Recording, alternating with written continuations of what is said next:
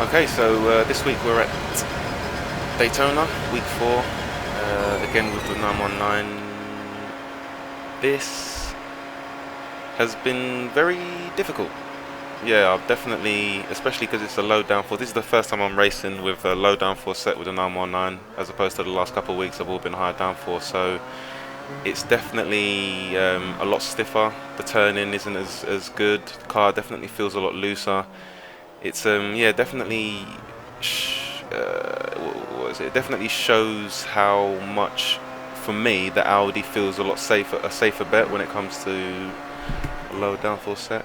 It because there's more understeer with the car, but I feel like because the turning, you can be a little bit more aggressive with the turning, and it does turn in better. It turns in nicer. The rotation can take a little bit of a few extra milliseconds to get the car to turn around a corner, but it feels more stable. Whereas with this 919, I feel like it's very pointy, very sort of like you turn it and it just goes, and the rear can spin out quite easily as well. Like again, like I've said it before, it just feels slightly more difficult to drive, but it will reward you if you get it right with a faster pace because of the rotation, and obviously the better hybrid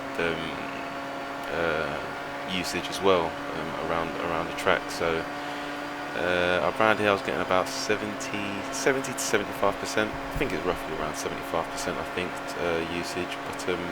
But yeah, it's like the margin for error in this one is a lot bigger than it is for the Audi, and but the window for you to get a good turn in, get on the brakes, get the car to rotate is smaller. But when you get it right, you're just going to be quicker. But yeah, it's not too bad.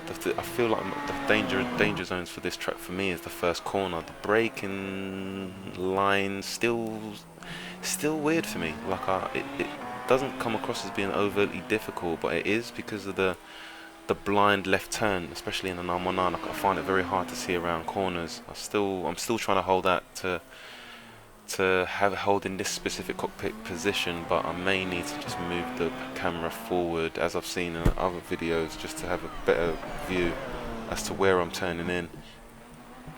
The bus stop is it's pretty simple, to be fair, with this car as well. Once you got the hang of it, you're going to be doing quite well around there, and like I said, it rotates really well. So as long as you time it right, you shouldn't be having too much trouble. What else? Braking. I'm using the VRS setup, and the braking was way too wild. I had to move it a little bit more forward, the brake bias, to the front, because my rear was just spazzing out way too much. I've tried the PDS. That's the pure driving school setup, and yeah, they both felt pretty decent. Although I'd probably say the VRS has slightly better turning, although it does feel a little bit more unstable. So I'm sure both are fine, but this one just sort of suited my driving style better. But yeah, man. Anyway, thanks for watching. I'll catch you a lot later.